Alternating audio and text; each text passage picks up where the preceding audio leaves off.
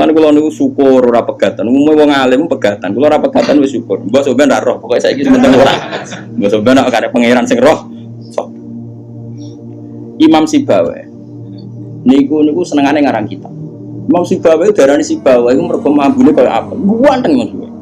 Wis ora ambune koyo apel, Mas. Ora koyo kowe, Imam Sibawi ora koyo ambune koyo apel. Kabeh wedok-wedan jenenge Imam sinten. Guanteng nek jekno. Pas dekne alim pas umur-umur produktif sekitar 36 32. Alim. Iku dalun bojone ngenteni dikumpuli ya menulis kitab iki dipindah kitab nulis. Nganti pirang-pirang jilid jenenge Alkitab. Karena jenenge kitab dene mau Alkitab. Cara bahasa Indonesia kayak Injil. Bahasa Indonesia muni Alkitab. Bahasa Indonesia iku muni Alkitab doyo. Injil Mas Brono Imam Sibawi. Mari dene ra wong Indonesia. Kitab ora ono jenenge ya. Alkitab. Cara bahasa Indonesia itu. Singkat cerita itu, bojone wis marek-mareki wis beda itu tetep ngono. Wayu padha bojone. Wayu kok ora apa-apa terus ora elek iku yo ora. Saya lek men goreng tempe terus apa elek. Wis bojone mikir, aku nganti dibarohi mergo barang iku kitab itu. Suatu saat paginya misalnya iku kertas entek iku ngarang moro pasar betul ngono Pak. Nah saya gak kata fotokopi, moro pasar ya atuh. Dobong kita, pikirannya yang menyibukkan dari dia itu sudah dihilangkan. Rupa-rupanya wis dinopo. Apa Imam Sibawi kita pun tak apa. Gara-gara kitab itu ora tau ngurusi aku. Cuma gak bojone, mangsane ora milih. Imam Sibawi ngaboti kitab megat nopo? Imam Syafi'i gimana? Imam Syafi'i rawani rabi wong gede, rawani rabi ning jare Indonesia. Gara-gara wedi nak nuntut. Dadi dia nak rabi ngomong namanya lagi kena mbok tiru. Ya tapi ganteng, syaratnya kudu ganteng. Karena kalau ganteng itu kan kompetitornya banyak yang minat. Ganteng mulya imam terkenal. Ngomong ngeten, diumumno. Sapa sing gelem rabi be aku, syaratnya siap ra tak kumpuli. Syarat ya siap ra tak urusi. Wong aku sibuk mulai. Terus syarat ketiga kegiatannya gawe no jajan, aku mulang santri. Jadi syaratnya itu, jadi syaratnya itu pinter gawe jajan, sing pas aku mulang. Karena ono ngaji, tapi udah tiga jajan. Sebenarnya jajan halawiyah, halawiyah itu manisan. Walhasil ada seorang yang orang biasa gitu ya, min ahlil khairi wassalah, siap dinikahi beliau tanpa syarat apa. Jadi nganti sepuh tiap ono santri teko ya mau. Dumihi, pokoknya itu gawe no jajan ini layani gawe no jajan. Terus diulang ngaji, semua nganti kapun. Sehingga boten. Jadi wong dhisik saking senenge ilmu itu bojo itu digolekno kriteria sing nopang. Sehingga ora. Ngene ditakobal wa bina minkum takobal ya karim. Kulo susah. Wah, kayak wong alim tuntas, yakin gara-gara situ tuntas pur. Akeh gak kancane sampean zaman modok iso maca muin. Misale ning dunia hafid sing rodok lanya, akeh. Ilang gara-gara apa? Oh ilang gak, Bos? Oh ilang. Jajal lah wis sing latihan omah-omah. Latihan omah ada istiqomah nggih pengajian nopo, ekonomi kocar. Oh, keranyam. Makanya menurut saya, wong alim apike iku untuk ning sing anake kiai sing ya di tradisi berjuang relatif gampang. Ukarane itu terkendali. Misalnya, tapi tidak harus ning gede lho. Pokoknya ya sing di tradisi berjuang bahwa hidup itu biasa berkorban untuk nopo? Berjuang. Kalau ndak itu habis gitu. Kalau nu ngrasakno, tapi tidak harus anak kiai gede mboten, pokoknya anak yang saleh lah. Engko nek misale saleh kok pokoknya anak PKI lah, pokoknya sing angel temen. Oh ya, yang penting ngerti pentingnya nopo. Aku lalu ngerasakno. Saya itu berkali-kali misalnya di rumah itu ngaji sampai malam. Terus pagi tadi subuh saya ke sini. Subuh berangkat dari rumah terus tadi jam 2 sampai sini. Terus sekarang saya ngaji, nanti malam ngaji. Besok saya ngantor ngaji terus. Nanti pas datang malam Rebo, paginya saya ngaji. Sama tafsir Jalalain yang grupnya santri-santrinya Bapak. Terus Kemisnya ngajar. Kalau Kemis ngajar di Sarang. Terus Jumat itu saya ngajar di Kudus. Terus begitu siklusnya. Jadi bojo mangan ora mangan ya ora pati roh. Aku yang ngomongin anak kiai di keramat dhewe aja ngenteni keramatku. Dadi engko ya pokoke padha uripe ngono.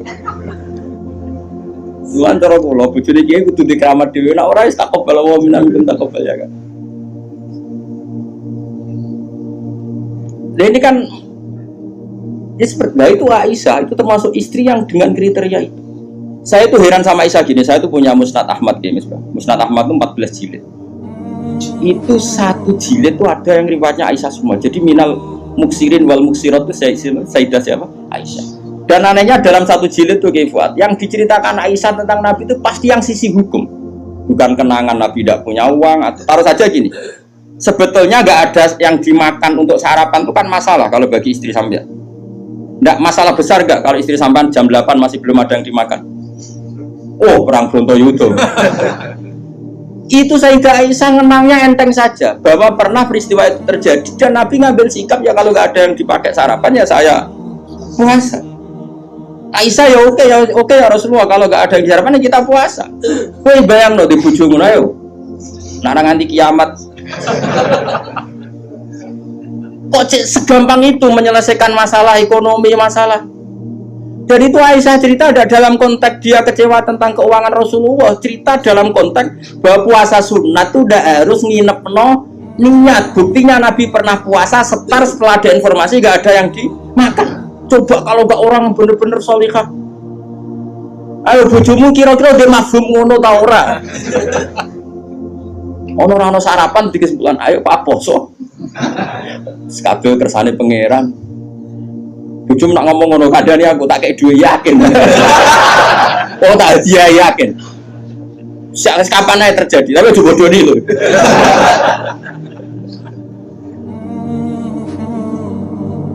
Oh itu garwane Nabi ku beda mbek bojomu.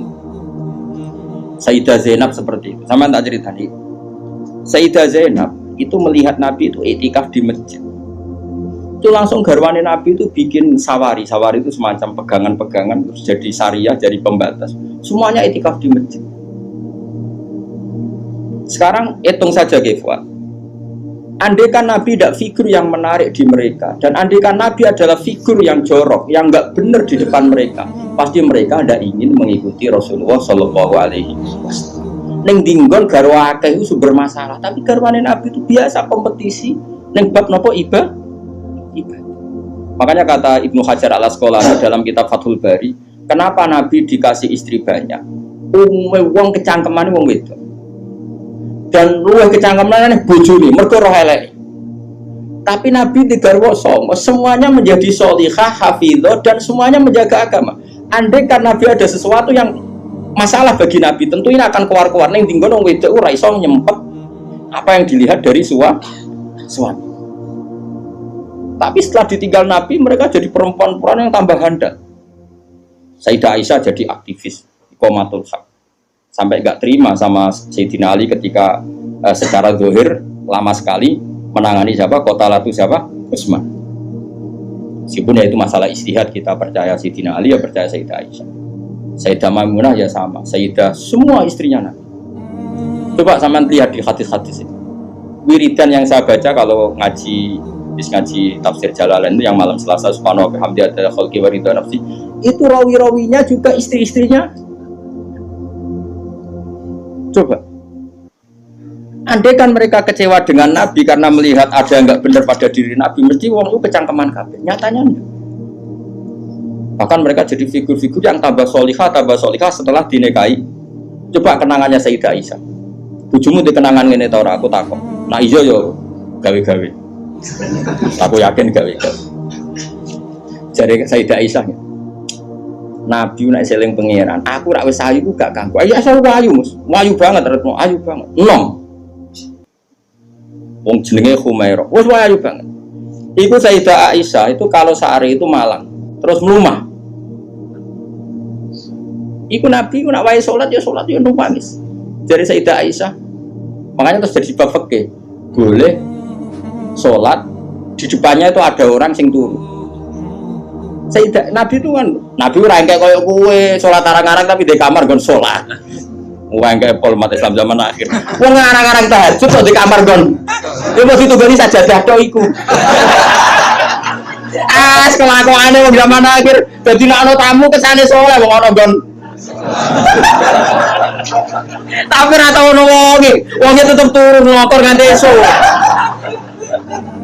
Esuk disaponi kok sajate ditotone kaya-kaya bar kanggo. Ya Allah kelakuan kok ngono. Tapi mboten engkek ngoten, Kang. Ora duwe kamar gon.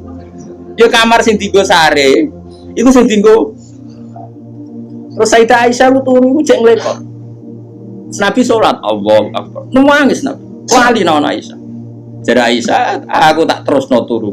Aku tetap sembujung. Apa? Glojor kakinya apa cara kene? Dipanjangkan itu.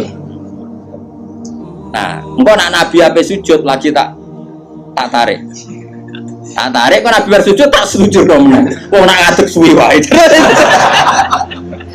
Artinya coba, kowe tahu ngalami ngono. Oh, bojomu lah kamu. Salat keraben ngono mikir.